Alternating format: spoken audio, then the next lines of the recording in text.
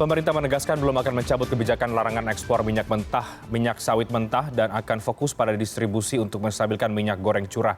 Di sisi lain, petani kelapa sawit mendesak agar pemerintah mencabut keran ekspor karena dampak kerugian yang dialami. Apakah tepat jika ekspor CPO kembali dibuka? Apa saja untung rugi larangan ekspor CPO jika tetap dilanjutkan? Kita akan diskusikan pada malam hari ini. Larangan ekspor CPO Jokowi diprotes oleh petani bersama dengan 3 narasumber. Ada Bang Andre Rosiade, anggota Komisi 6 DPR RI fraksi Partai Gerindra, ada Pak Gulat Manurung, Ketua Umum Apkasindo, dan juga Pak Muhammad Faisal, Direktur Eksekutif KOR Indonesia. Selamat malam Bapak-Bapak. Selamat malam. Selamat malam. Ya, saya mau langsung ke Pak Gulat terlebih dahulu dari asosiasi yang hari ini melakukan unjuk rasa. Sudah diterima oleh pemerintah, tapi tampaknya Pak Gulat kebijakan ekspor ini akan tetap dilanjutkan. Mungkin gambaran ya kepada kami dari sisi asosiasi para petani.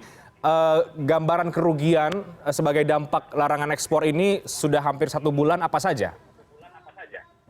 Ya, yang pasti Bang, kondisi kami sekarang petani sawit sudah sekarat ya. Karena memang pada 24 hari terakhir harga TBS itu sudah nggak ada lagi. Ini akibat dampak dari pelarangan ekspor. Jadi kalau kami hitung per akhir bulan April kemarin, itu kerugian kami sudah mencapai 14,7 triliun. Itu kami ambil selisihnya itu dari harga sebelum diberlakukannya larangan ekspor dan setelah diberlakukannya larangan ekspor. Itu anjlok sampai 70% harga TBS kami dibandingkan dengan harga Dinas Perkebunan yang sudah ditetapkan setiap minggu. Itu jadi kekacauan ini makin parah pada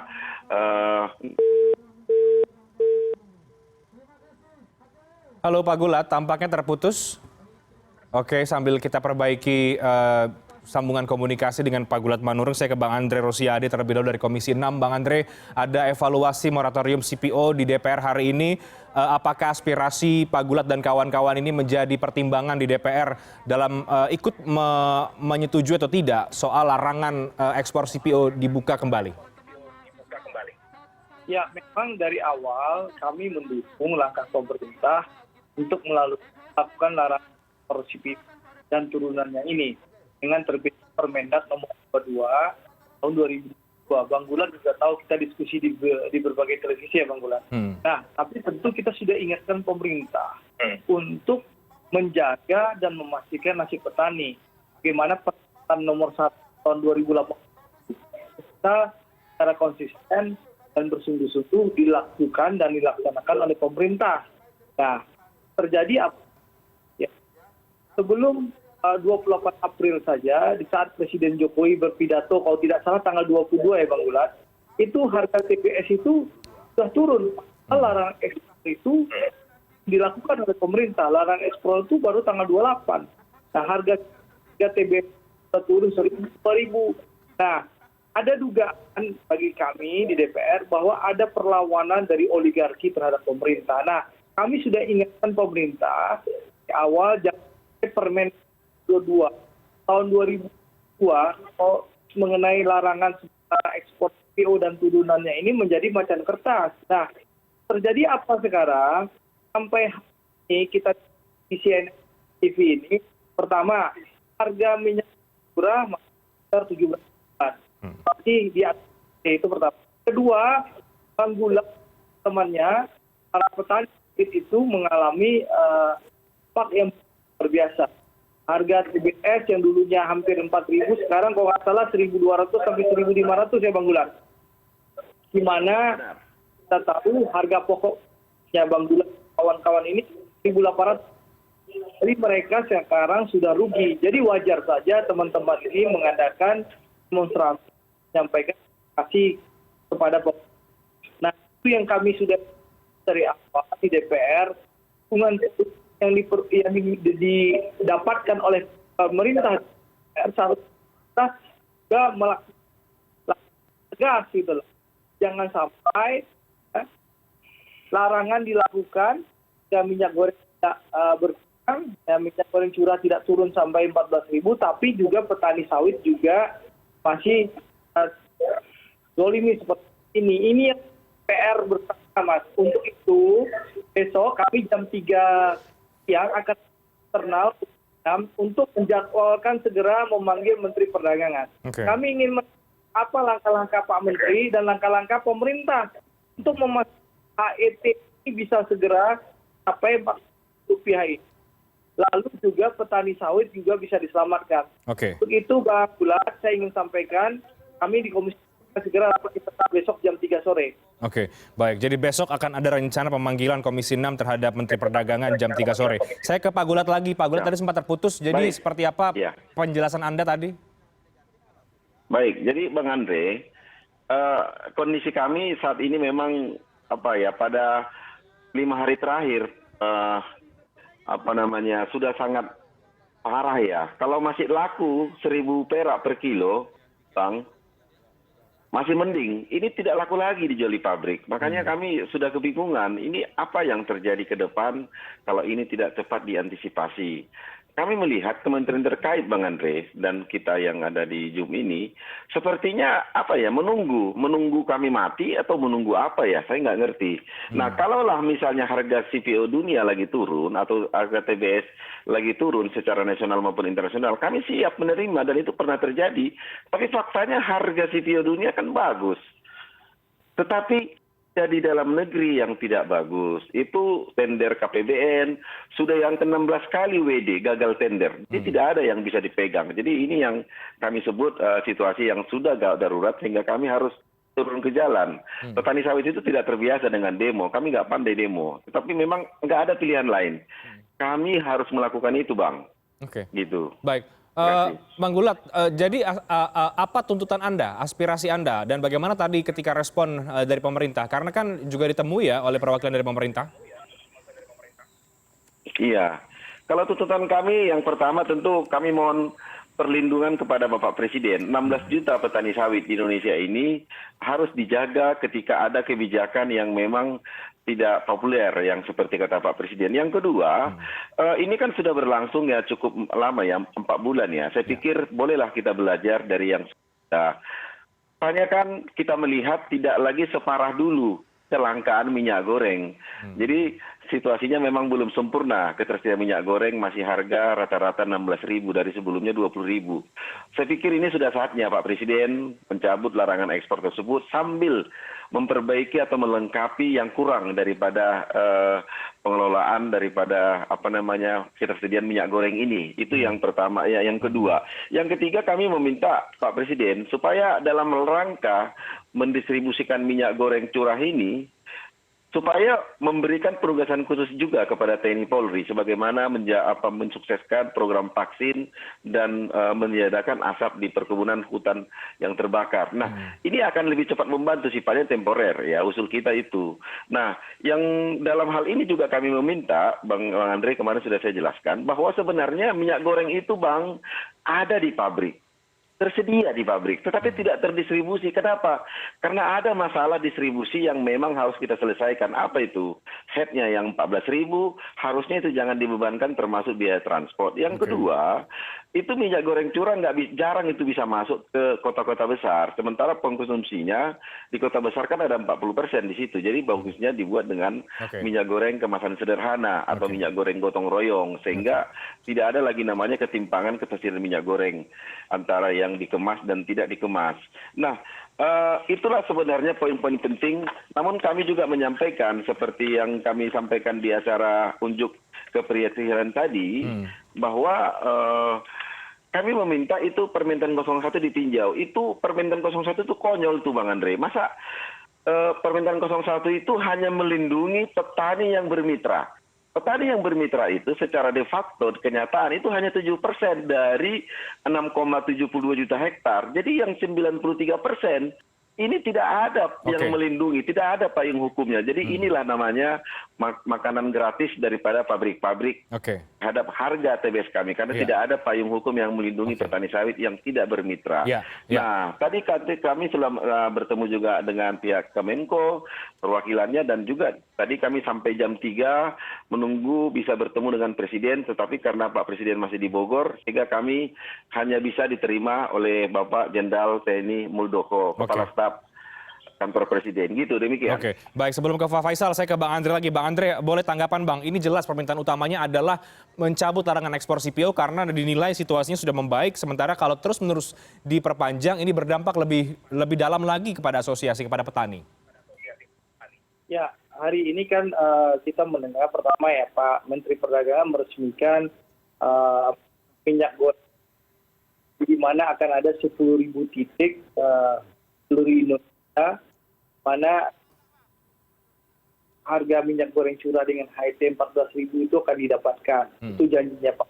Nah tadi dalam divisi swasta, saya bersama Dirut Holding Pangan BUMN sampai bahwa memang sekarang distribusi satu sampai ke pasar, sampai ke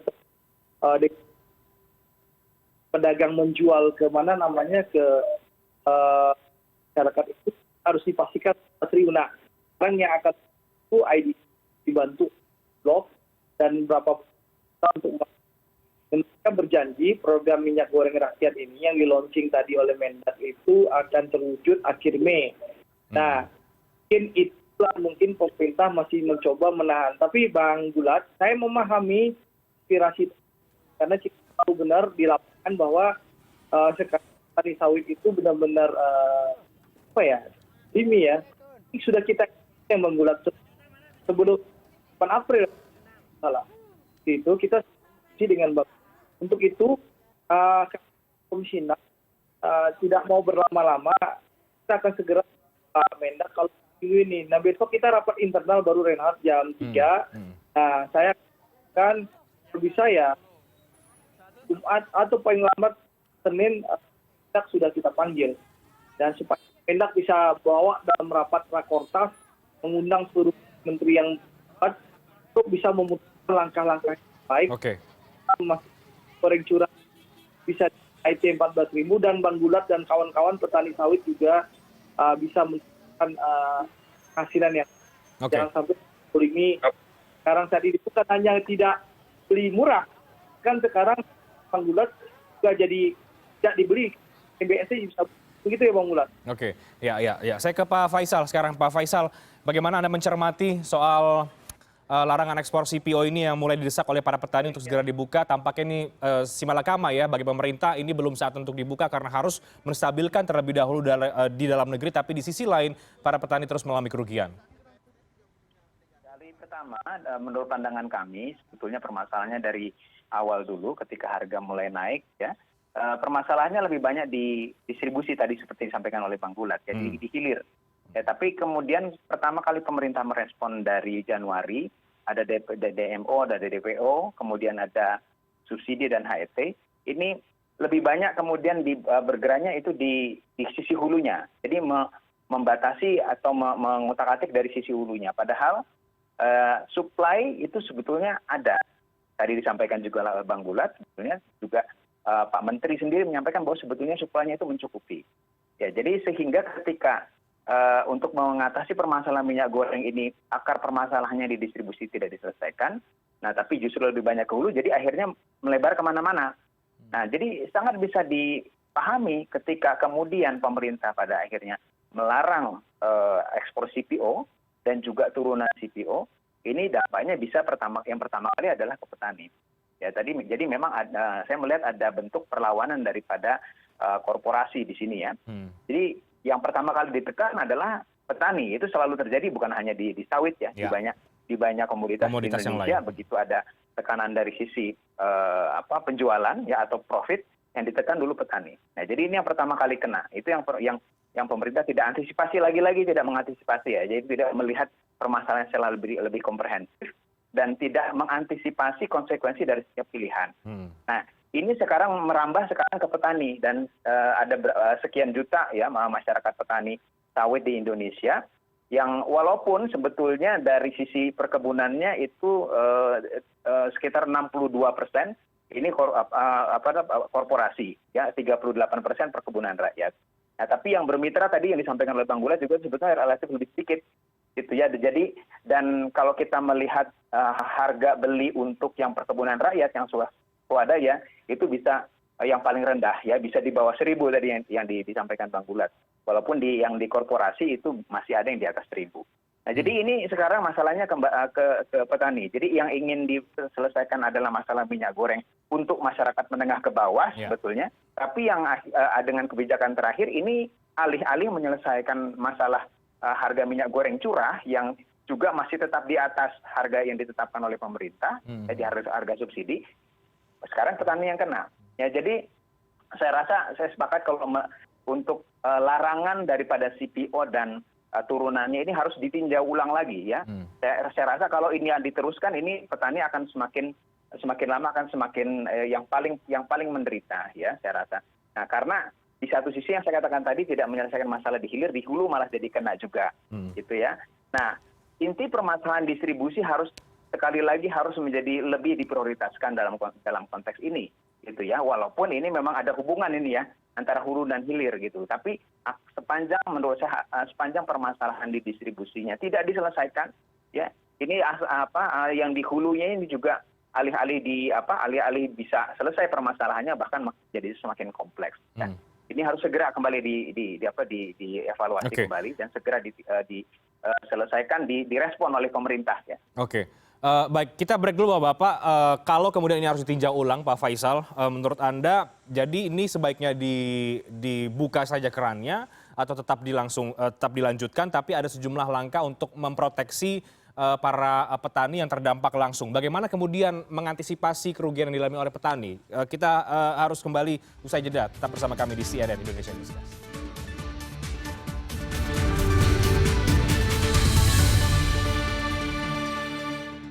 Saya kembali ke Pak Faisal, melanjutkan lagi Pak Faisal. Jadi ditinjau kembali ini maksud Anda apa? Apakah kemudian di stop saja atau kembali dilanjutkan karena tampaknya pemerintah masih enggan untuk untuk membuka kembali keran ekspor?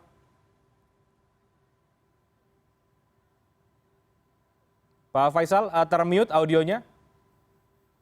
Yang jelas kalau diteruskan, ini petani akan semakin lama ya. Jadi masa tertekannya ini. Jadi tidak bisa berlama-lama ini. Menurut saya harus segera dibuka. Karena di satu sisi juga tidak menyelesaikan permasalahan di hilir. Ya, jadi strateginya juga harus dipilah lebih lanjut lagi.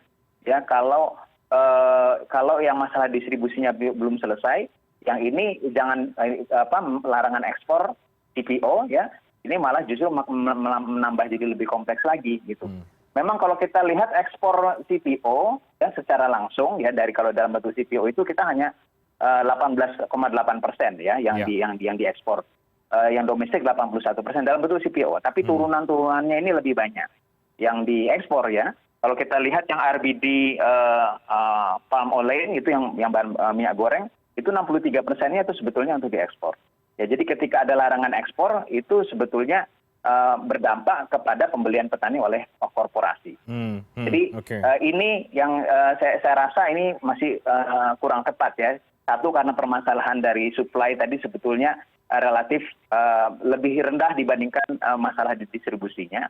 Yang kedua, kita memang sebagian besar ini pasar kita memang adalah ekspor. Ya. Jadi begitu ekspor ini ditahan, ini dampaknya kemana-mana.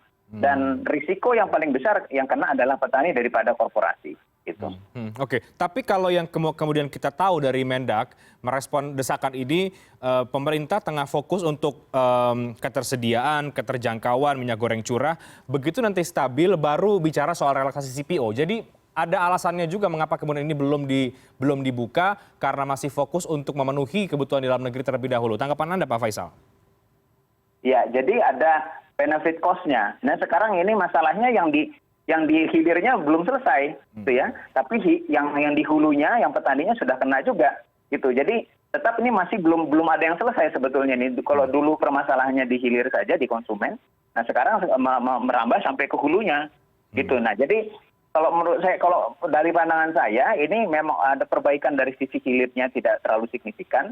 Di hulunya sekarang malah berdarah-darah. Ya, jadi ini tidak bisa dibiarkan terus-menerus berlarut-larut gitu ya. Jadi harus ada harus diperhitungkan, dikalkulasi. Kalau menurut saya lebih ke masalah di distribusinya. Oke. Sekarang yang harus lebih diseriusin. Ya, baik Bang Andre, kalau Komisi 6 kita lihat tampaknya tetap setuju untuk larangan ekspor dilanjutkan begitu ya. Kapan kemudian ini menurut Anda memang sudah saatnya dibuka kembali ekspornya?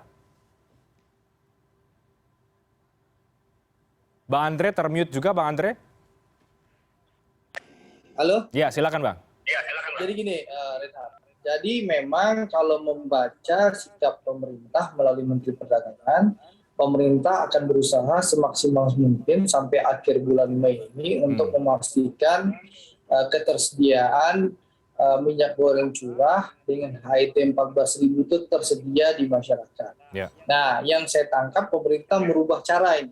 Mulai memastikan bahwa harga itu dengan cara menunjuk BUMN seperti BUMN ID Food, Holding Pangan, ya, RNI dan kawan-kawan dan juga nanti Bulog untuk memotong rantai distribusi sehingga mereka dari D1 sampai ke pasar untuk memastikan bahwa nantinya seperti yang disampaikan Bang Gulat, biaya logistik itu Bang, nah itu ditanggung oleh distributor besar ini yaitu ID Food sehingga memastikan nanti masyarakat itu mendapatkan harga pembelian itu 14.000 dan ini sudah diuji ya, itu laporan Dirut ID Food Saudara Franz ke saya tadi dalam dialog salah satu TV swasta bahwa ID Food saja holding BUMN pangan akan bisa mengeksekusi 5.000 titik sampai akhir bulan Mei dan insya Allah dibantu dengan teman-teman yang lain insya Allah akan 10.000 titik.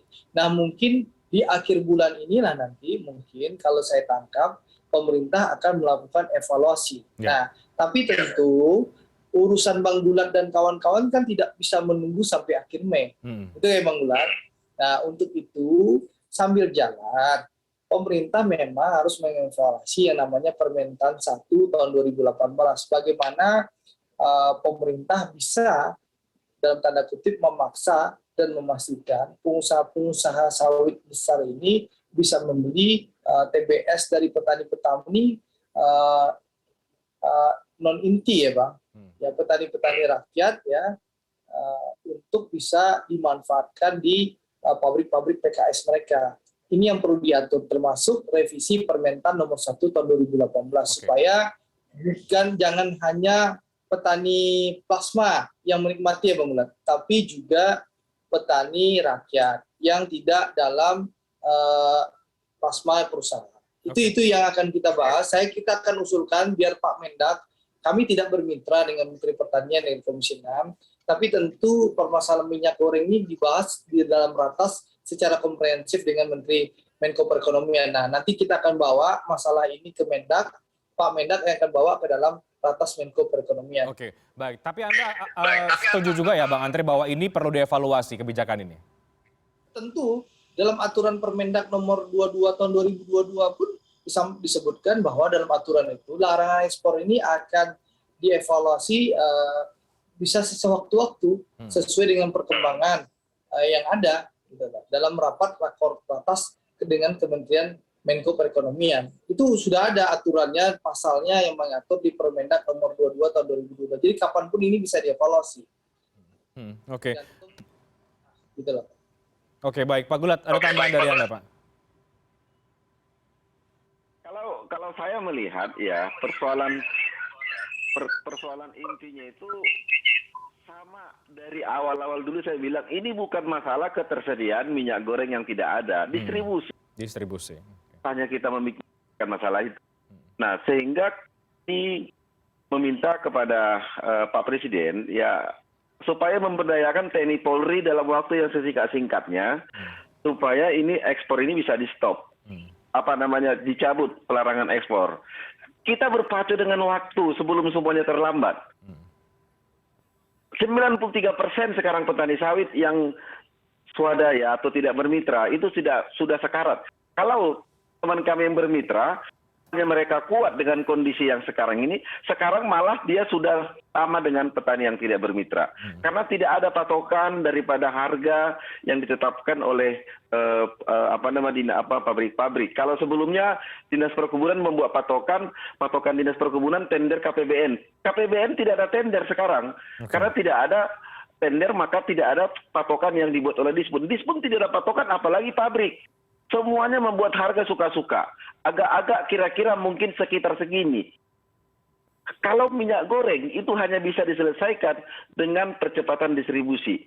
Kalau kita masih memegang angka 14.000 head, itu hanya mampu sampai ke D1. D1 ke D2 jebol 14.000. Jebol 2.000, 16.000. D2 ke pengecer 2.000, 18.000. Wajar Pak.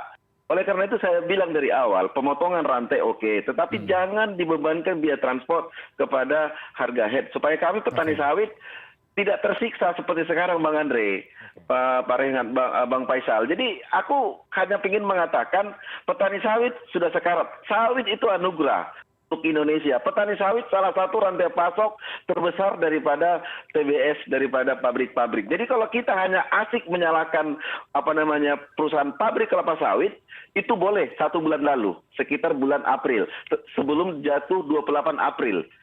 April ya Bang Andre, Bang Faisal. Tapi setelah 28 April ke atas, persoalan sudah berbeda. Pabrik-pabrik sudah kehabisan tangki penampung.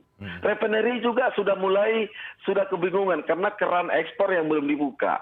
Saya pikir ini sudah saatnya kita harus melihat ini mengevaluasi bahwa ada cara lain percepatan daripada keinginan Pak Jokowi membanjiri minyak goreng ke masyarakat. Hanya dengan cara itu. Kalau tidak kami akan pass out dari rantai pasok minyak sawit. Seperti kata Bang Andri di Damasraya, Sumatera Barat. Bukan cuma di Damasraya Bang, Provinsi Riau yang gudangnya sawit sudah menyerah. Tang sudah banyak di mana-mana. Anak-anak mahasiswa tadi ikut demo tidak kami ajak. Menyampaikan aspirasi, sudah 2 bulan mereka tidak dikirim belanja sama orang tuanya. Ini bagaimana Bang Andre, Bang Faisal gitu. Terima kasih Pak Reinhard. Oke, jadi kalau kemudian ini akan mungkin sampai akhir Mei misal katakanlah ya, karena ini kan melihat seperti apa langkah-langkah pemerintah. Dari asosiasi teman-teman petani juga sampai akhir Mei ini sudah tidak bisa lagi bertahan, Pak Gulat? No. Makanya saya bilang kita berpacu dengan waktu. Kalau harga CPO Bang Faisal, Bang Andre lagi anjlok, kami siap kok menerima, tidak masalah. Tetapi persoalannya harga CPO lagi bagus di luar negeri. Kenapa nggak kita cari cara lain? Itu dana BPDPKS itu ada 71 triliun. Tahun lalu, tahun ini masih ada sekitar katakan 30 triliun sisa. Itu aja dipakai, beli itu ke pabrik-pabrik minyak goreng yang ada saat ini. Lalu dijual ke masyarakat untuk cara ekspres mengatasi masalah ini. Malu kita kepada dunia. Masa masalah minyak goreng nggak beres-beres dari kemarin. Ini semua dikorbankan. Petani sawit mau menyumbang melalui pungutan ekspor. Uang di pungutan ekspor itu Bang Andre, Bang Faisal, itu duit petani sawit. Kami nggak marah, nggak keberatan. Kalau harga pupuk naik 300%, harga herbisida naik 200%, kami nggak protes. Kami diam aja. Ada lagi peraturan lagi Bang Andre, Bang Faisal, bahwa petani sawit tidak lagi diberikan subsidi pupuk. Kami tidak marah. Tetapi kalau ketika harga sawit kami tidak lagi, saatnya kami untuk menuntut hak sebagai warga negara yang harus dilindungi oleh pemerintah ini gitu. Oke, baik Bang Andre, ada tanggapan? Sudah tidak sanggup lagi kemudian kalau memang harus menunggu sampai akhir Mei? Ini apa yang disampaikan oleh Bang Gulat, dan ini sudah diprediksi oleh Bang Gulat, sampaikan langsung saya pas Sunda. Jadi begini, saya memahami yang disampaikan Bang Gulat ya, karena memang kita sudah mendengarkan keterangan Bang Gulat itu di saat April. Saya ketemu Bang terakhir beliau sudah menyampaikan hal ini kepada kami ya. Tentu aspirasi Bang Gulat ini kami tampung betul Bang, dan itu akan kita sampaikan sesegera mungkin dengan rapat dengan pemerintah Bang. Ya, jadi saya mohon waktu, mudah-mudahan kalau bisa Kamis, kalau tidak tentu paling lama kita usahakan Senin bisa rapat dengan Menteri Perdagangan. Seluruh aspirasi dan masukan Bang Gulat ini kita akan sampaikan ke Pak Menteri Perdagangan agar oleh Pak Mendak dibawa dalam rakortas dengan Menko Perekonomian dan melibatkan Menteri Pertanian nantinya. Termasuk bagaimana merevisi Permentan nomor 1 tahun 2018. Insya Allah kami DPR akan berjuang semaksimal mungkin memastikan masyarakat mendapatkan minyak goreng curah dengan harga yang sesuai dengan HET, dan tentunya kami pasti memikirkan bagaimana nasib petani sawit. Tidak mungkin kami lupakan 16 juta petani sawit Bang Gulat. Oke, baik. Pak Faisal, Anda optimis bahwa sampai akhir bulan ini HET sudah akan normal semuanya, merata, permasalahan minyak goreng ini sudah selesai, atau Anda masih melihat ini akan masih tetap berlangsung selama permasalahan utamanya belum di-clearkan oleh pemerintah? Karena yang sekarang ini yang tadi dikatakan Pak Gulat adalah kita semua berpacu dengan waktu, apalagi ini ada kerugian yang dialami. Tapi dijawab nanti Pak Faisal. Kita akan break, kami akan segera kembali di segmen terakhir usai jeda berikut.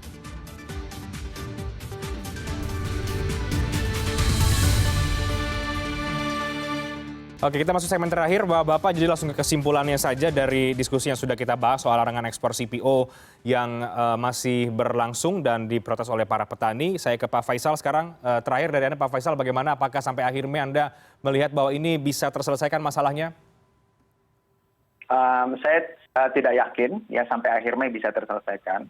Jadi perlu ada langkah cepat dari sisi distribusi. Salah satu yang disampaikan oleh Pak Gulat tadi juga, yang mana mestinya fokusnya adalah kepada masyarakat yang kalangan bawah.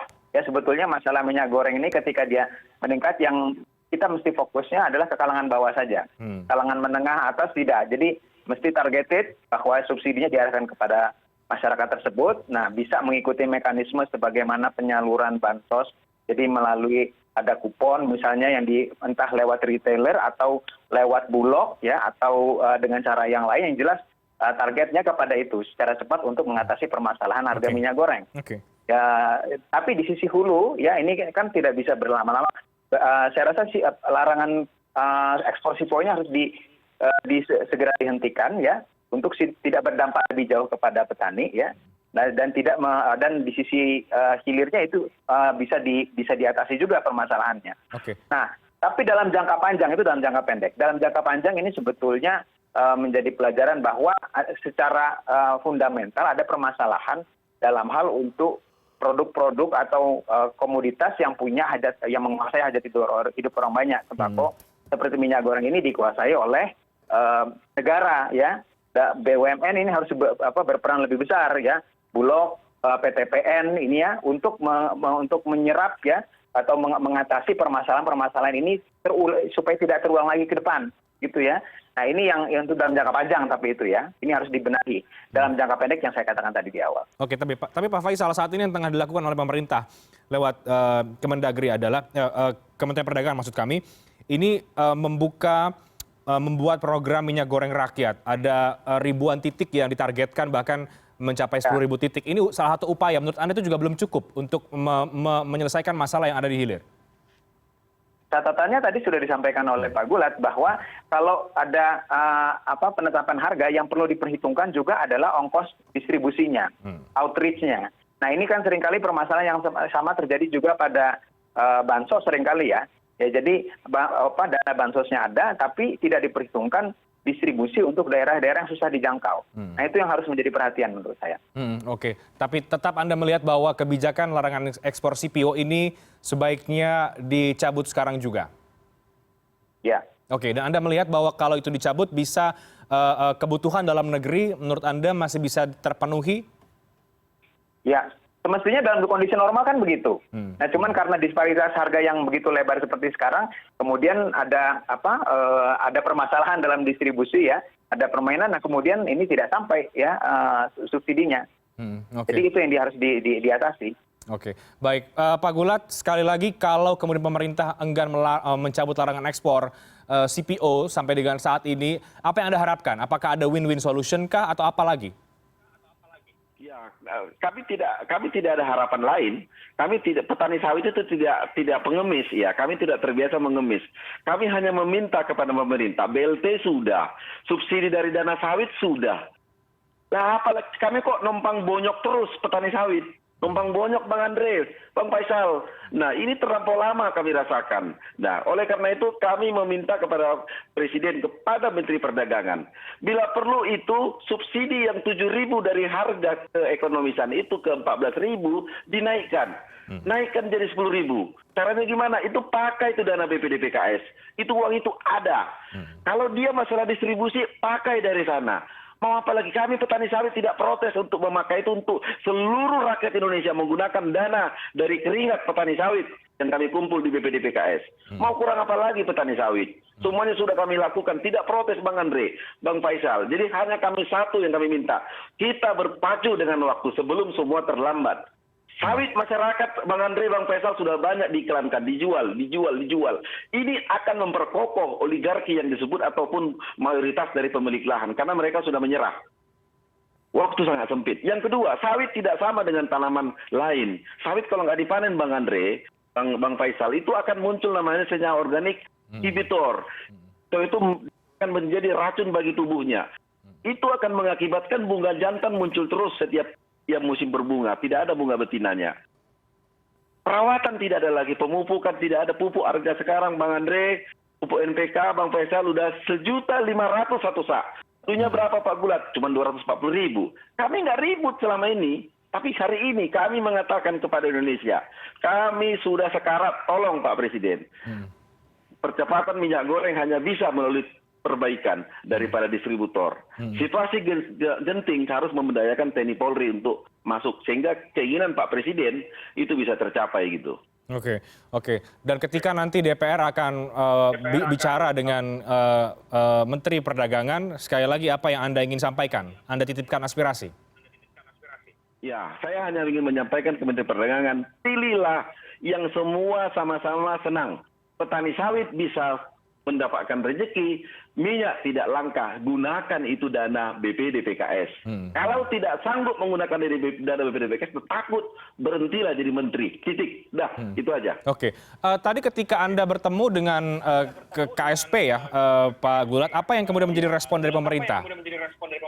Ya, Pak Muldoko sebagai Kepala Staf Kantor Presiden sudah mengetahui hal ini dan sekarang sedang dibahas secara estafet katanya di Bogor, dan ini akan menjadi perhatian penting daripada pemerintah, dalam hal ini Presiden dan kementerian terkait. Karena memang situasi yang tidak kondusif ini hanya bisa diselesaikan dengan cara tidak merugikan salah satu pihak. Ini dua teori yang berbeda. Kalau dikalahkan teori petani sebagai pihak yang kalah, maka semuanya akan berakhir. Selamat tinggal sawit Indonesia, selamat tinggal petani sawit. Karena kebun kami akan dibeli oleh orang-orang yang berduit, karena kami sudah menyerah. Oke. Demikian. Baik, dan Anda mengatakan berpacu dengan waktu karena sudah rugi 11,7 triliun rupiah sampai dengan akhir April yang lalu. Saya terakhir ke Bang Andre Rosiade karena akan ada rencana Komisi 6 dengan Menteri Perdagangan. Jadi sekali lagi apa yang akan dibahas persisnya seperti apa, bagaimana kemudian Komisi 6 menyampaikan win-win solution yang tadi disampaikan oleh Pak Gulat, atau paling tidak bagaimana petani senang tapi juga minyak tidak langka. Semua yang disampaikan Bang Gulat sudah kami catat dan kami tampung dan kami terima. Tentu aspirasi ini akan kami sampaikan dalam rapat kerja dengan Menteri Perdagangan. Bagaimana minyak goreng curah ini bisa didapatkan oleh masyarakat tanpa menzolimi petani sawit. Ada win-winnya, bagaimana memperbaiki rantai distribusinya, dan juga ada dana BPD PKS. Semua akan kita bahas secara komprehensif dan kita minta Pak Mendak nanti membawa ini dalam rapat rakortas dengan Menteri Menko Perekonomian yang melibatkan berbagai menteri sehingga ada win-win solusi untuk menyelesaikan permasalahan ini dalam segera mungkin. Mudah-mudahan minggu depan sudah selesai. Oke, Bang Andre, tapi sekali lagi secara substansi apa yang membuat Komisi 6 tampaknya atau kalau kita lihat sikapnya kemudian ikut mendukung larangan ekspor CPO ini tetap dilanjutkan? Ya, kita kan dari awal memang melihat bahwasannya permasalahannya ada di oligarki yang secara terbuka melakukan perlawanan terhadap kebijakan pemerintah, mulai dari DMO dan DPO itu, bagaimana pemerintah sudah menerapkan DMO dan DPO, tapi ternyata laporannya ke Kementerian Perdagangan ada 700 juta liter yang didistribusikan, yang terkumpul dan didistribusikan 551 juta liter di dalam Permendak nomor 6 tahun 2022, tapi kan faktanya itu di atas kertas. Realitanya barangnya sulitan waktu itu. Nah, di saat pemerintah mencabut Permendak nomor 6 dan menerbitkan yang namanya Permendak nomor 11 soal minyak goreng kemasan dikembalikan kepada mekanisme pasar, simsalabim dalam satu hari barang itu membanjiri, barangnya langka. itu kan menunjukkan bahwa ada perlawanan dari oligarki kepada pemerintah. Itu lalu dilanjutkan lagi, Presiden pidato kalau tidak salah tanggal 22 April rencananya akan menyampaikan 28 April larangan ekspor. Tiba-tiba ekspor masih berjalan secara normal, itu harga TBS petani teman-teman Bang Gulat itu yang dari 4.000 langsung turun jadi 2.000 gitu ya Bang Gulat. Bahkan 1.800. Ya, benar. Itu bentuk perlawanan dari oligarkinya, ini yang tidak diantisipasi oleh pemerintah. Nah, untuk itu tidak ada salahnya pemerintah lebih tegas lagi. Kita masih punya aji pamungkas yang namanya pasal 33 Undang-Undang 1945. Kalau memang oligarki selalu melakukan perlawanan demi kepentingan bangsa dan negara, nasionalisasi saja pabrik-pabrik kelapa sawit milik mereka dan kebun-kebun sawit milik mereka. Demi kepentingan nasional, lagian juga pemiliknya juga kebanyakan mungkin diduga banyak tinggal di luar negeri itu, oligarki itu. Seperti itu. Oke, baik Pak Faisal, terakhir tanggapan dari Anda soal oligarki ini.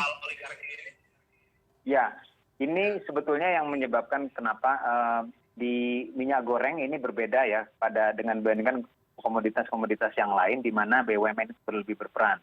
Nah ini kalau untuk minyak goreng ini memang lebih private sector yang lebih banyak berperan di sini. Padahal minyak goreng sendiri adalah merupakan sembako ya atau komoditas yang menguasai hajat hidup orang banyak. Itu yang saya katakan tadi, makanya ini satu pelajaran bahwa ini harus diubah dalam jangka panjang, tidak bisa begini ya. Saya mendukung untuk peran-peran daripada BUMN, baik itu PTPN di hulu sampai juga ke bulognya, ini ditingkatkan ya untuk menghindari kejadian seperti ini berulang, gitu ya. Ya, jadi itu ya kalau respon saya. Oke, baik. Kita akan tunggu bagaimana ini akan diputuskan dan dilihat kembali pemerintah. Kita tunggu juga Bang Andre pertemuan antara Komisi 6 dan juga Menteri Perdagangan Pak Lutfi, dan semoga ada hasil yang bisa berdampak baik kepada semua pihak, termasuk kepada Bang Gulat dan kawan-kawan, karena situasinya tadi dikatakan sudah sangat sekarat. Terima kasih banyak untuk diskusi yang sangat menarik pada malam hari ini. Bang Andre, Pak Gulat, terima kasih banyak. Pak Muhammad Faisal, terima kasih. Selamat malam, sehat selalu. Selamat malam. Terima kasih.